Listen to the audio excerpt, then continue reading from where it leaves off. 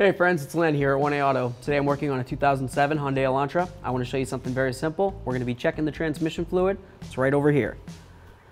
This is the dipstick, right? It says AT oil. So all we're going to do is we're just going to lift this up. We're going to clean it off as we go. Show you what it looks like here. Got our rag. Right down here, there's two little slashes on the side of the stick, and it also has a little C on the stick. Up here, there's two little slashes next to my thumb, and it says hot. So when the vehicle's hot and it's been running for a while and it's at its normal operating temperature, with the vehicle running, your fluid should be up in between these two hatches. If it's someplace down here while it's hot and running, well then it's a little low, so you're gonna wanna add a little bit, okay? If it's all the way up here with the vehicle running and it's nice and hot, well then it's too high. So you're gonna have to make a decision on what you're gonna do there, okay? I just wanted to show you where to be looking. If the vehicle was cold like this one is, it should be located all the way down here. I mean, theoretically, you shouldn't be wasting any time checking fluid with it off and, cold anyways.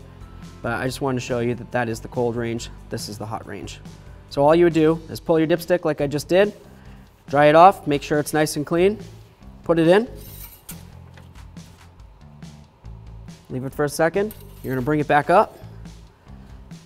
This fluid right here is very, very high. It should be all the way down here someplace, okay? So, we'd have to take some fluid out of this one. It should be right down there. So all I would do is I would get a little bit of fluid out of there, get it to its correct area, and then of course I would run it so it got hot, and then I would recheck it.